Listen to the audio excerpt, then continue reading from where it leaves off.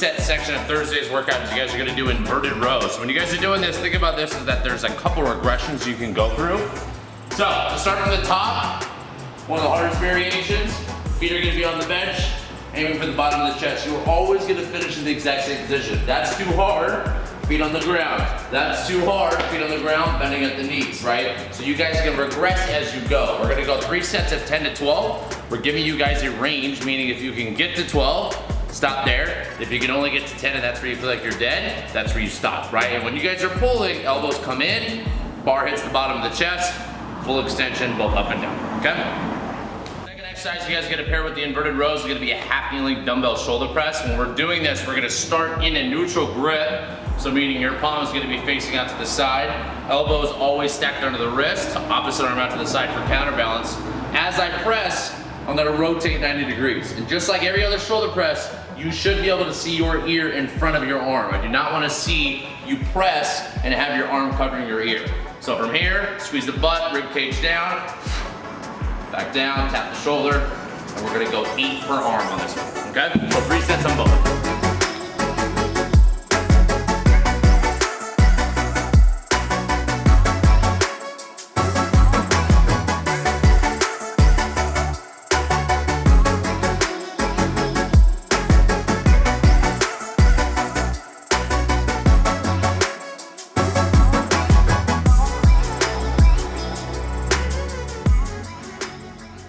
For strength today, we're gonna pair up 2 exercises. We're doing barbell split jerks, but we're gonna add a little twist. We're gonna do an alternating split jerk, which is basically just gonna be feet position.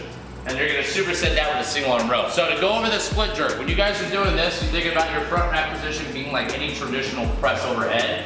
Elbows are gonna be under or in front of the bar. Now when we're doing a split jerk, obviously to kind of walk you out to the position, this is gonna be your finishing position. So if you look at my front leg, my knee is gonna be over top of my ankle, head's through the bar, and I'm bent and soft on that back leg, right? I'm not completely extended or turned out, right?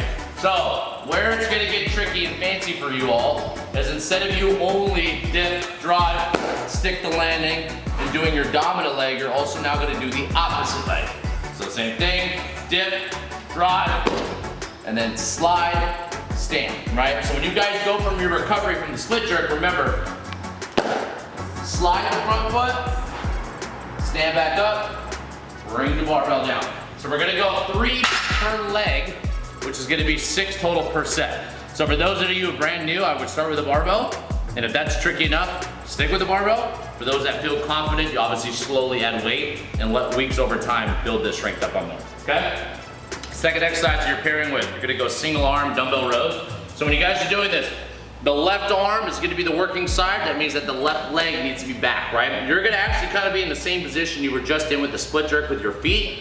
Your right arm is obviously gonna be there for stability and support. Now, when you guys do the row, biggest mistake everyone does, they pull straight up, right? When you think about a dumbbell row, it's actually gonna have a little bit of up and back motion. So if you look at the trajectory from the side, I'm gonna start here with my wrist under my shoulder, and then when I finish that pull, my elbow is coming back towards the hip. Same motion with the shoulder blade. Shoulder blade comes back and down, finish with the elbow. Do not continue to pull with the hand. Wherever the elbow stops, you stop. We're gonna go 8 per side on this one.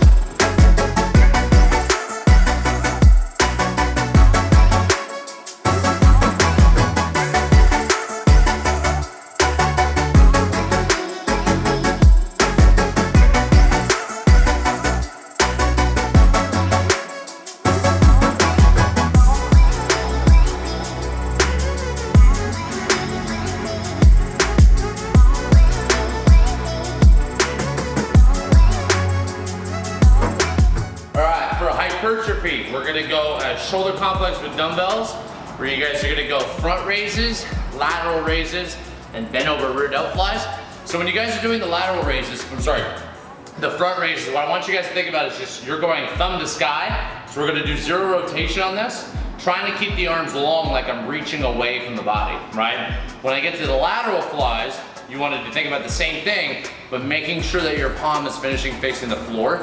So I'm always reaching away. I'm not thinking about lifting up. I want to try to reduce trap activation, and I want to think about reaching away to really isolate the shoulder. Third variation, bend over as much as you can with a neutral spine, and I'm going to reach away, but I want to think of my thumb turning away just slightly. right? So I'm externally rotating at the top, focusing on those shoulder blades coming down and back, and you're gonna go 10 in the front, 10 lateral, 10 rear delt flies, 3 total sets. Second exercise, you're gonna pair with the shoulder complex. We're gonna do toes to bar. So I want you guys to think about this on the progression ladder again. Toes to bar being the most difficult. Then you go to knees to elbows if you can't. Then you go to knees, knee tucks if you can't do knees to elbow. And if you can't do that, we go to ab straps. Can't do ab straps, we'll put you on the floor, right? So with the toe to bar, hanging position, toes all the way to the bar, and you're actually kind of maintaining a little bit of a kip action, right? So this kind of controlled momentous swing through the shoulder joint to kind of swing to give you a little bit of momentum. That's okay. If you choose to go strict because you can't kip, that's gonna be a little bit harder, but it's okay as well, right? And we're gonna go 3 sets of 12 on this one.